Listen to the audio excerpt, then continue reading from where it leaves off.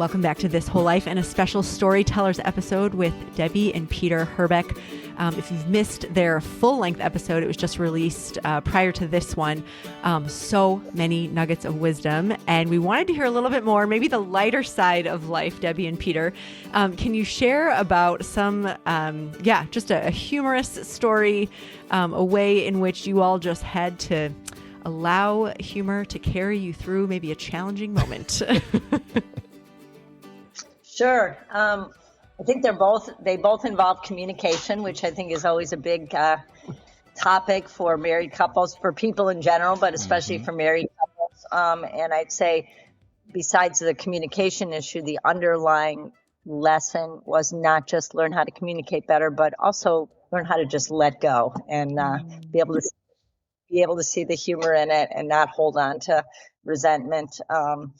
So the story I want to tell is probably about, 8 years ago or something. We, empty house, empty nesters, and very busy life. We were settling in on a rare Friday night to just be together. We were going to cook dinner together and just have some quiet time alone. And we have a big picture window in our living room, and it was getting close to dinner time, and I just walked by the picture window, and I happened to notice that a car was pulling up in our driveway, and I didn't recognize it. They were license plates from Ohio, and the two people got out and with suitcases and started walking up our front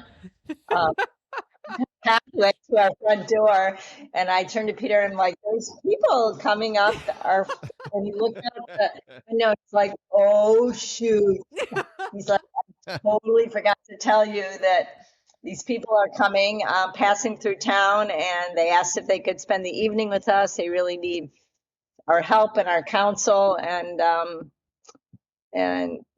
we did not have any time to resolve it. Literally, they were like, and I just looked at him, kind of gave him that look like, all right, we'll discuss this later. But anyway, I want to say the Lord gave me the grace to be joyful, to be present to the people that were there and to love them. I was thinking about the scripture about, you may be entertaining angels unaware. And I thought, right. I need to be on my game here. And so we ended up, angels here. Yeah. And I think he had invited them for dinner and hadn't even begun to prep. So, rather than acting like, what are you doing here? We just rolled with it. And I just said, so glad you're here. Now we can make dinner together and, thank God for pasta and olive oil and garlic. And we just pulled it together. And they, literally spent the evening around our dining room table, just opening up their hearts and sharing what God was doing. And it really blessed us. And we were able to minister to them and they were able to minister to us as well.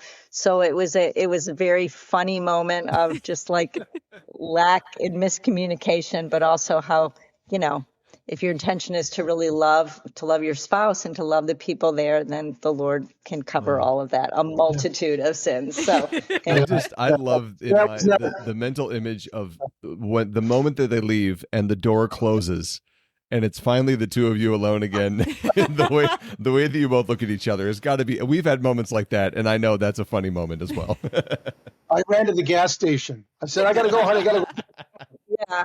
No, and again, grace there, not to because I wasn't holding on to bitterness or resentment, the grace to just see it as a funny moment and just to move on and not to, put it on the list of things that Peter has done that, like how easy it is to keep score and just to say, we just can't keep score and we got to keep track of that as a funny moment, period. But we're not keeping score of where we failed one another because that's not helpful.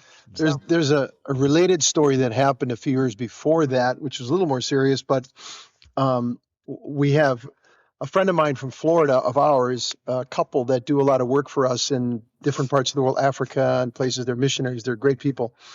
The husband called me and said, hey, there's a young 20-year-old kid who's getting out of jail here in Tampa. I know the family, the broken family. He's a good kid. He's a felon, but he's a good kid, and he needs a place to stay. And just to get away, would you take him in?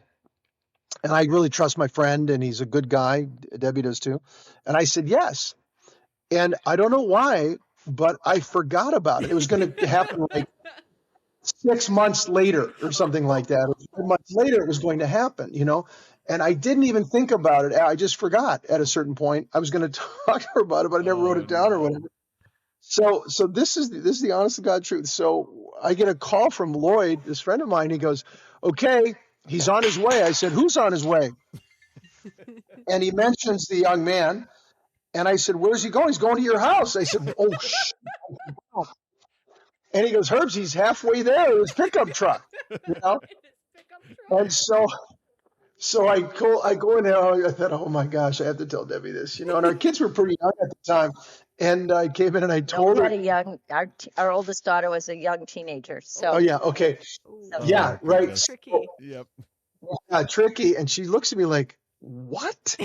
You didn't? How could you forget something like this?" I said, "I don't know, honey. It's just happening." And he pulls in the driveway and he gets out and he's all tatted up and he looked like a felon kind of when he got out of the. And it turned out he was a good guy. He's a guy who needed a father, Sure. and he lived with us and our kids, it was weird the first few days. It was strange and everybody's kind of walking around a little nervous. And it turned out that he was a blessing to us and we were certainly a blessing to him and our kids loved him and he handled himself respectfully and like a young man. He was here for almost a year, wasn't he? Yeah, I don't remember. yeah, it's just kind of numb, right? It wasn't as humorous to me as the first story, but we worked through it. So Yeah.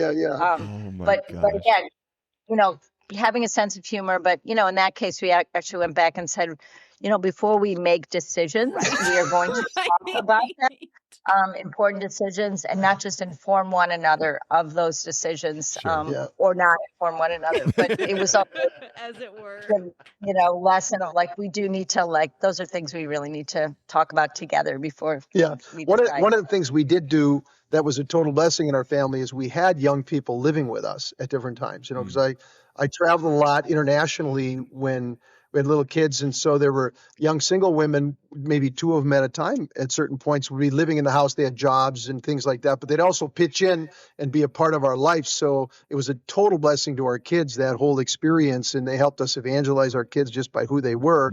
And so I kind of thought, well, this is similar. Let's do it.